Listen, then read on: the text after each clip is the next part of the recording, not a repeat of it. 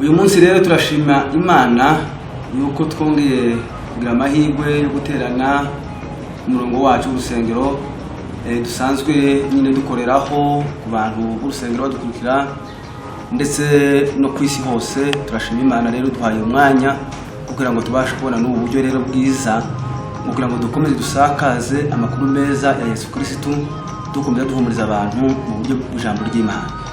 Rero kuko musanzwe rero mudukurikira nyine uyu munsi ni ku cyumweru ku itariki 5 z'ukwezi kwa 4 ku cyumweru uko abantu mwari mwiteguye ko abantu bagomba guterana mu rusengero. Ubu rero ntabwo bikunda bitewe n'ikibazo kiri ku isi hose, abantu bashobora gutekereza bakabura uko babigenza, ariko rero aho igisubizo kiri ntahandi kiri no gusenga Imana kugira ngo Imana ibashe kuduha ubwo buryo bwo guterana. Rero channel yacu y'urusengero ni El Shaddai International Church Nairobi TV. Rero tukaba dushimira abantu bose ko mukomeze gufatikanya natwe mu buryo bwo gusangira ijambo ry'Imana. Rero tukaba tubashimira abamaze kudukurikira. Rero tukaba dusaba n'abandi bantu batarabasha kudukurikira ko babasha gukora subscribe kugira ngo baze bakurikirana ibiganiro byacu kugira ngo bumve ijambo ry'Imana bahumurike muri kino gihe. Mu gihe isi yabuze igisubizo, abantu bikingiranye mu mazu, ariko rero igisubizo kiri hehe? Ni ukwizera Yesu Kristo, kandi tugasenga Imana ko ariyo itanga igisubizo cy'abantu babuze igisubizo. Rero nshuti bavandimwe, tukaba tugize aya magambo tubashimira kugira ngo mukomeze mushishikarizwe kumva ijambo ry'Imana no guhumurika. Rero murakoze, reka dusenge hanyuma twigereze umukozi w'Imana Revera kugira ngo atugeze ijambo ry'umunsi ku cyumweru. Data, turagushimiye, tugushimiye kuri amahoro yacu, tugushimiye ko duhaye umwanya mwiza kugira ngo tubashe kuzamura izina ryawe muri uyu munsi. Data, itariki 5 z'ukwezi kwa 4, ubwo isi yose abantu benshi bikingiranye mu mazu babuze uko babikora kugira ngo bashe guterana, ariko turashima Imana ko twebwe twagira amahirwe yo gusohoka tukaba tugeze mu rusengero kugira ngo tubashe gushima tuguhimbaza. Muri uyu mwanya Data, tugiye kumva ijambo ry'Imana, abadukurikira bari hafi ndetse n'abari kure, turasaba kugira ngo ijambo ryawe rize ari ngote ikubera mu nyungu kugira ngo bashe kutwigisha no muri no gihe turimo kugira ngo tubashe guhabwa inkomezi zivuye muri wewe. Data, turagushimiye Data gukomeza kubana natwe, turakuraritse kugira ngo ijambo ryawe tugiye kumva rize ari ngemu, rize ihumuriza imitima yacu kugira ngo tubashe kumva. Urakoze Data kutwemereye wese mwamwe dukunda. Amen. Rero reka twigereze umushumba kugira ngo bashe kutugezaho ikigisho cy'umunsi. Karibu. Murakoze cyane. Twongeye kandi gushima Imana duhaye uno mwanya mwiza wo kongera kandi kubamo tuganira ijambo ry'Imana. Reka nongere mbaheze ikaze pereye kubo turi kumwe nabo hano. Tubahaye ikaze rwose namwe mwese abagiye kudukurikira, turavuze ngo ikaze kugira ngo tubashe gusangirira hamwe namwe ijambo ry'Imana. Iki gitondo cy'uno munsi reka n'ubundi tugaruke ku ijambo tugize iminsi tuganiraho rijyanye n'amasengesho. Tugiye nanone gukomerezaho kureba imbaraga z'amasengesho. Imbaraga z'amasengesho, amasengesho agira imbaraga. Rero reka tuze kurebera hamwe muri bimwe bigaragaza izo mbaraga z'amasengesho. Reka dusome ijambo ry'Imana, ubutumwa bwiza uko bwanditswe na Matayo igice cya 18 umurongo wa 18. Bibiliya iratubwira gutya ngo ndababwira ukuri yuko ibyo muzahambira mu isi bizaba bihambiriwe mu ijuru, kandi ibyo muzaba muhambura mu isi bizaba bihambuwe mu ijuru.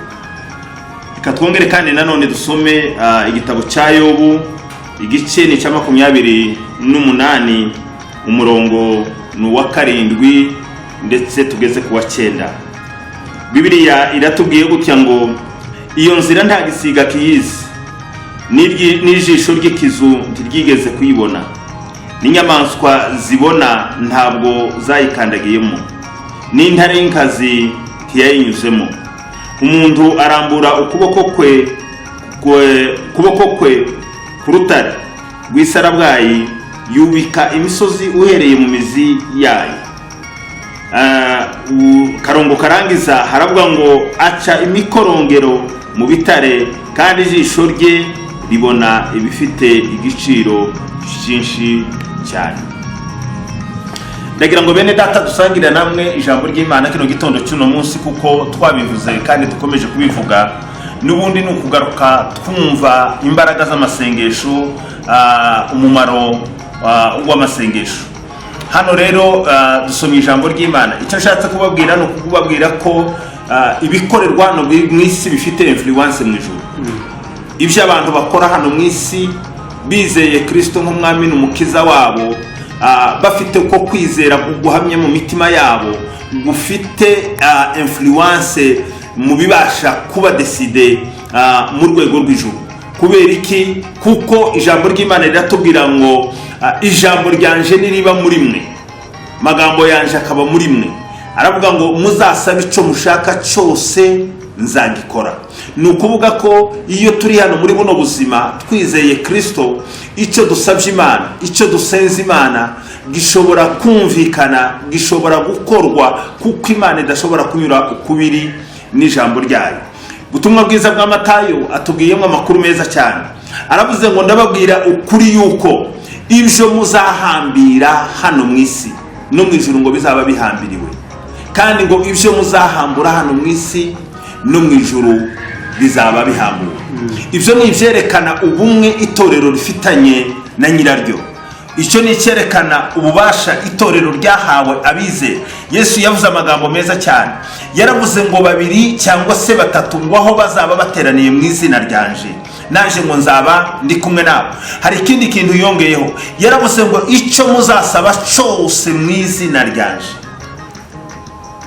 mwizere yuko muzagira gute muzagihabwa. Ni ukuvuga ko iyo abo turi hano ku isi, ijambo ry'Imana riravuze ngo icyo tubasha guhambira hano ku isi no mu ijuru kirahambirwa, kandi icyo tubasha guhambura hano ku isi no mu ijuru kirahambirwa. Ubwo ni ububasha bwahawe itorero, ryahawe abana b'Imana mu gihe barimo basenga, mu gihe bari imbere y'amaso y'Imana. Rero amasengesho, ikintu cya mbere, amasengesho ni ahantu h'ubwihisho. Masengesho ni mu bwihisho. Masengesho ni muri protection surnaturelle, ni mu bwihisho burenze ubw'isi. Iyi si abantu bafite uko bagenda bihisha, ariko bageraho n'ubundi ahabahisha akongera kandi akabagaragaza. Niko biba bimeze. Ariko rero iyo abantu bari mu masengesho baba binjiye mu bwihisho. Yobu atubwiye neza kuri kino gice cya 28 umurongo wa 7 ukageza ndetse kuri uriya murongo wa 10. Aya ni amagambo meza. Iyo abana b'Imana bari ko basenga, iyo abana b'Imana binjiye mu bihe byo gusenga, baba binjiye mu bwihisho bukomeye bw'ibibi, bw'ibyago, bw'amakuba, bw'umwuka mubi ubaye uteye isi, bw'intambara ziterwa na Satani n'abadayimoni.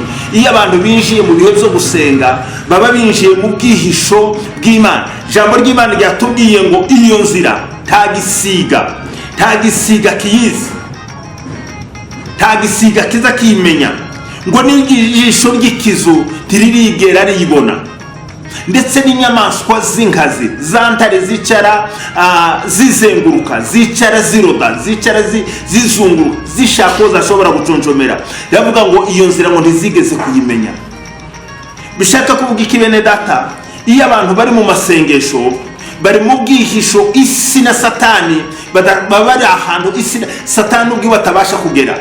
Aho muri ubwo bwihisho bwo mu bihe byo gusenga, iyo abantu bari ko basenga, abadayimoni ntibabasha kuhagera, imirase ya Satani ntibasha kuhagera, Satani ubwiwe ntabasha kuhagera. Aho hantu ni yeye, ni mu Mana ubwayo, ni mu Mana ubwayo, ni muri Kristo, ni muri yo. Iyo twinjiye muri yo, iyo turi muri yo, turi mu bihe byo gusenga, ubuzima bwacu bukomatana n'ubuzima bwiwe. Aho hantu nta Satani bashobora kuhamena, nta badayimoni bashobora kuhamena, nta kizi icyo ari cyo cyose cyashobora kuhamena no kwinjira no kugira ngo kibashe gusenya abahihishe. Iyo rero turi mu masengesho tuba turi protege. Iyo twinjiye mu masengesho, mbararikire n'ubundi kwinjira mu bihe byo gusenga kugira ngo turusheho kumva yuko dufite umutekano. Ibindi byose abantu babasha gukora, ndakurahiye nta mutekano wabyo. Abantu gusa batekanye ni abantu bari mu bihe byo gusenga. kandi iyo Uwiteka akurinze, ijambo ry'Imana niko ritubwira neza ngo nimba abarinzi babasha kurinda umudugudu, abarinzi bakaba ku buzamu bakarinda umudugudu, ngo niba uwo mudugudu atari Uwiteka uwurinze, abararizamu baba barariye ubusa. Bishaka kuvuga ngo nimba Uwiteka ataturinze, ahantu gusa ashobora guproteja twese abantu bino minsi, reka mbabwire yuko ari mu masengesho. Ibindi nabyo ni ibyo abantu bariko bakora, n'ibyo abantu bagerageza, reka banabigerageze ni mu bwenge bwabo, kandi ibyo ngibyo birashoboka nk'uko bitoshoboka. Ariko nanone ahantu turi sure ya protection iri total ni muri Kristo Yesu. Amen. Ni mu Mana, ni mu gihe twinjiye mu komatana n'Imana tunyuze mu buryo bwo gusenga.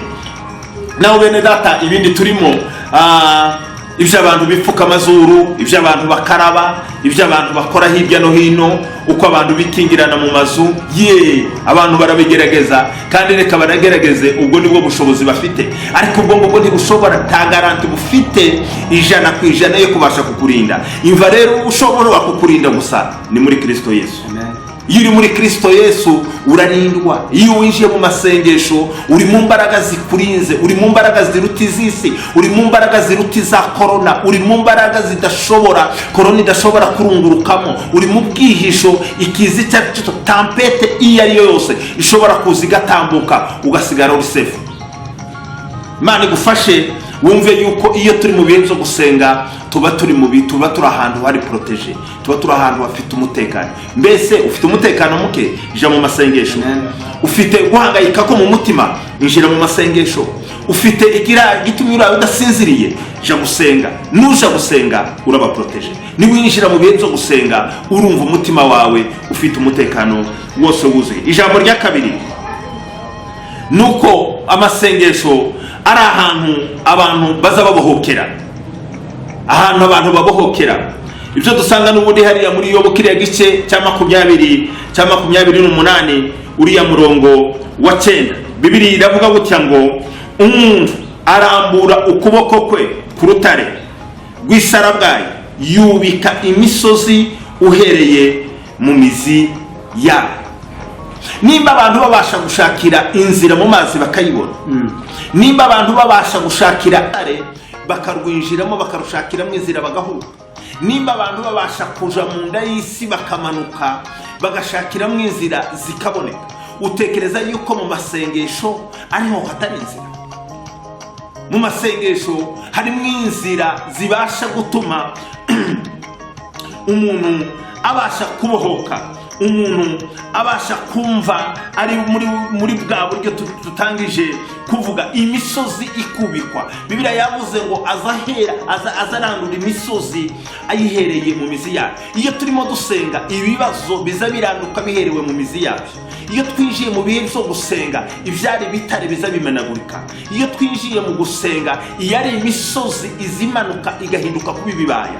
Iyo twinjiye mu bihe byo gusenga ibyari ibibaya biza bitabwa bikaba ahantu harengeye. Iyo twinjiye mu bihe byo gusenga ahantu hatinjirwa hazahinjirwa, ahantu hatakingukaga hazakinguka, ahantu hatagirwaga hazahashikwa. Mu gihe twinjiye mu bihe byo gusenga, iyo turi mu bihe byo gusenga, reka mbabwire bene data, mu gihe dushatse mu maso y'Imana, mu gihe twinjiye dushaka mu maso y'Imana, Imana izihagarika umwuzure wari witeguye gutembana buri wese wo muri twebwe. Iyo twinjiye hari imyuzure ishaka gutembana abantu, hari imyuzure y'uburyo bwinshi ishaka gutembana ubugingo bwa benshi. Ariko ndakurahiye ni winjira mu bihe byo gusenga, iyo myuzure izatambuka kandi uzasigara wewe. Ni winjira mu bihe byo gusenga uzaba winjiye mu bihe byo kuba delivery, uzaba winjiye mu bihe byo kubohoka. Ni nahantu abantu baza babohokera, nahantu abantu baza bakurwaho imitwaro, nahantu abantu baza bakurwaho igisuzuguriro, nahantu abantu baza bakurwaho izina ribi, nahantu abantu baza bakurwaho umwambaro mubi, nahantu abantu baza bakurwaho ingoyi zari zibaboshe, nahantu abantu baza babohokera. Usabe mwene data muri bino bihe ufata umwanya wo kwinjira mu bihe byo gusenga. ibihe byo gusenga bizagufasha, ibihe byo gusenga bizakuzamura ku rundi rwego, ibihe byo gusenga bizagusabanisha n'Imana kuruta uko ubasha gusabana n'abantu. Ibi ni ibihe umuntu azavugana n'Imana kuruta uko avugana n'abantu, kandi imvugo y'Imana iteka ryose iyo yumvikanye mu mutima w'umuntu iza ije kumuruhura, iza ije kumutura imitwaro, iza ije kumukuraho ibyari bimuremerereye byose. Ijambo ry'Imana riratubwiye ngo hariya mu gitabo cya Yobu n'ubundi igice cya 28 uhereye ku murongo wa 11 havugamo amagambo meza cyane. Haravuga ngo azagomera ngo imigezi kitembe, kandi agaragaza icyari gihishwe, azagomera imigezi ntitembe. Imana ishimwe yuko muri kino gihe abantu bariko basenga iyi migezi ya corona ibasha kugomerwa ku mbaraga z'amasengesho azagomera iyo miyaga, iyo migezi ntibashe gutembana abantu. Reka nkubwire mwene data turi kumwe muri kino gitondo cy'uno munsi, pfukama usenga aho uri, pfukama ufata umwanya wo kwinginga Imana, pfukama ufata umwanya wo kuja imbere y'amaso y'Imana. Amasengesho azafata umwanya akagomera amazi ntashobore gutembana abantu. Nidusenga iyi korona izaba amateka, nidusenga iyi korona amasengesho afite kuyigomera kuruta izindi vaccine zose zibasha guhabwa abantu. Takirenze vaccine y'amasengesho, takirenze vaccine yo kurindwa n'Imana, takirenze ico. Imana niyo murinzi wacu, nico gituma Dawudi yabigarutseho abivuga neza. Iyo migezi yitombotse, ugenda usoma igitabo cy'Itangiriro igice cya 7 umurongo wa 11, nushaka ufatire ku gice cya 8 umurongo wa 1, uribuka cyagiye cya Nowa, uribuka umwuzure umaze kuba, uribuka amazi amaze kurengera ibintu. Ariko nusoma hariya ku gice cya 8 Bibiliya iratubwira ngo Imana ihuhisha umuyaga, ihuhisha umuyaga ngo uko umuyaga wahuhaga niko amazi yagendaga hayakama. Imana ishimwe yuko muri bino bihe kuri barya bose bahaye basenga hari umuyaga ugiye guhuha, hari umuyaga ugiye guhuha hejuru ya tampeti iriho kino gihe kugira ngo ibashe gukurwaho kubera imbaraga z'amasengesho. Wizere ivyo uzabibonesha amaso yawe, kuko Imana itabasha guhinduka kuco yavuze. Reka mwene data nongere kwingingire kumenyeshe ko iyo by'ukuri turimo dusenga tuba turushaho gukomeza kurindwa n'Imana. Ikindi kandi nari nkomeje nkubwira ni ukugira ngo muri bino bihe uko ufata umwanya wawe n'ukubona uburyo bwo kubasha kuba imbere y'amaso y'Imana, abari kurushaho kwegera no gusanga no kuba mu bihe byo gusenga. Reka nongere kandi ngusabe uze gusoma Zaburi igice cya 91 uhereye ku murongo wa 1 ugeze ku murongo wa 7. Wongere kandi usome harya twasomye imbere Yeremiya igice cya 33 uhereye n'ubundi ku murongo wa 3. Tabaza ndagutabara, tabaza ndagutabara, ndakwereka ibikomeye kandi biruhije utamenya. Ni igihe cyo gutabaza Uwiteka, ni igihe cyo kuvugana nayo, ni igihe cyo kwegera Imana, ni igihe cyo kwisunga Imana. N'ubundi igitabo cy'Imigani ugenda usome igice cya 27 umurongo wa 12 Bibiliya ivugamo amagambo meza cyane. Haravuga ngo umunyamakenga iyo abonye ibibi bije azavyihisha, ariko umuswa iyo abonye ibibi bije we azabisanga, azabyegera, azabyishoramo. Iki ni igihe cyo kubasha guhunga iki kibi giteye isi ya none, kandi nta handi tugihungira kuko nta mugabane w'isi utari affected muri kino gihe. Ariko rero ahantu tugihungira na ahantu hamwe gusa, no kwinjira muri Kristo Yesu, no kuja mu bihe byo gusenga, no kuja mu bihe byo kubana n'Imana, no kuja mu bihe byo gusabana n'Imana binyuze mu nzira y'amasengesho. Reka inze kukubwira n'ubundi ikintu cya 3 byenda ariho tuza gufatira uyu mwanya Imana iduhaye tuza kugera ku musozo wacu. Amasengesho azamara ubwoba, amasengesho azamara ubwoba. Tigiye hari ubwoba bw'ibi byose biko biko, niko bimeze.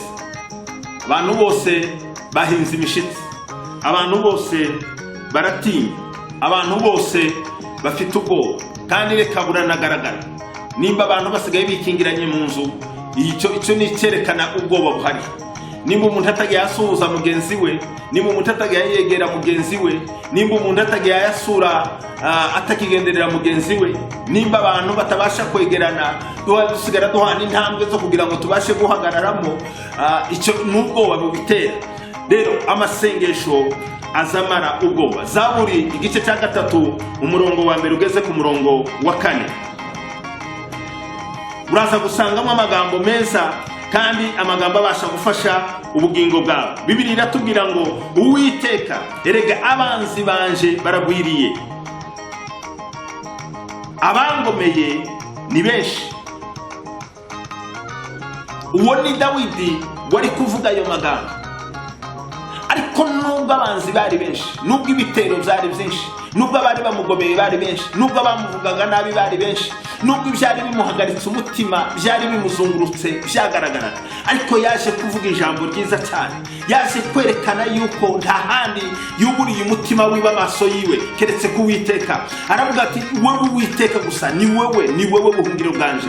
Aravuga ati wowe Uwiteka ni wowe mahoro yawe. Aravuga ngo uzashira hejuru umutwe wanje, uzashira hejuru. Nukuvuga ngo abamvuga, abantuka, abansebya, abantera ubwoba, abankangisha ntaco bazantwara. Umutwe wanje usizwe hejuru. Mwene data, muri iki gihe cy'amasengesho amasengesho azamara ubwoba, amasengesho wowe utewe na bwoba, genda wishire mu bihe byo gusenga. Iyo umuntu asenga, iyo umuntu ari mu bihe byo gusenga, nta bwoba azagira.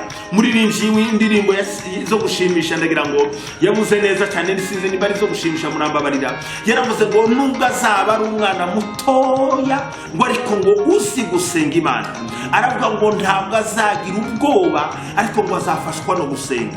Ubwoba buzabuterwa no kuba mu bihe byo kudasenga. Ubwoba buzabuzanwa n'umuntu utuye mu buzima budasabana n'Imana.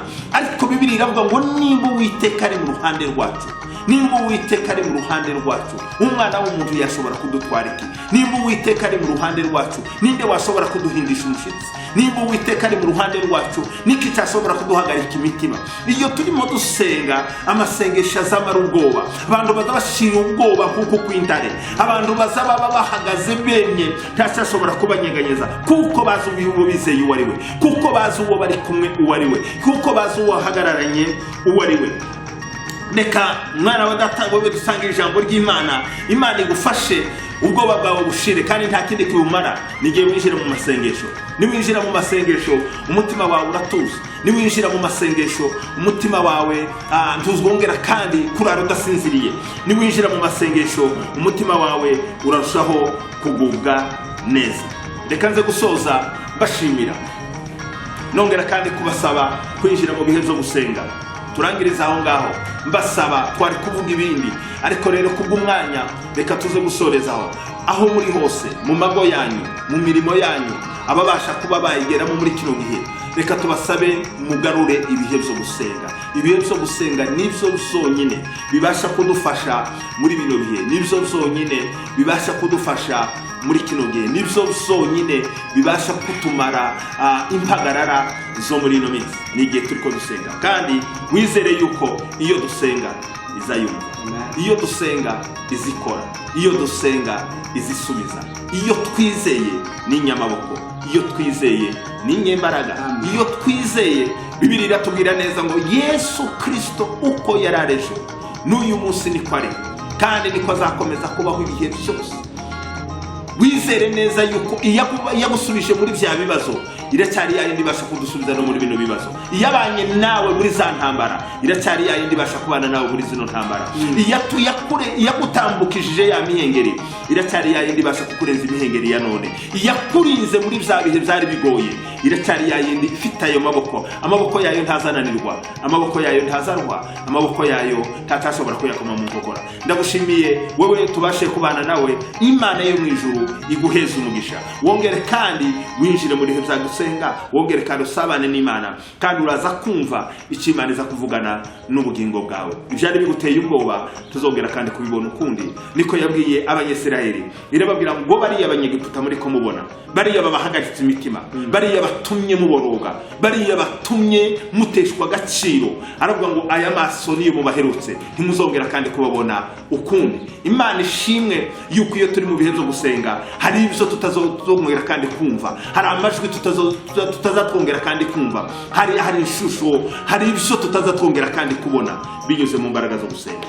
Imana idufashe, wowe tuganiriye, Imana nigufasha aya magambo uyasangize bene data, aya magambo uyasangize imbuga uriho. Reka twongere tubashimire bene data babashije kudukurikira. Imana yo mu ijuru ibaheze umugisha, kandi ijambo ry'Imana yongere kandi ryubaka imitima yanyu. Nanone kuko twabibabwiye dukomeje kubibabwira, uko ijambo ry'Imana ryagufashije, ryabanye nawe, ushake kurisangiza bagenzi banyu ukoresheje subscribe, ukoresheje share, ukoresheje n'ubundi buryo bwose washobora gukoresha kugira ngo bigere kuri benshi, bizadufasha. Nanone muri ubwo buryo bongere kandi tubasabe ko inkunga yanyu ikenewe yo gukomeza gusabira umurimo w'Imana. Nanone amasengesho yanyu arakenewe kuko iki gikorwa ni igikorwa n'ubundi gusa gikenewe imbaraga z'Imana.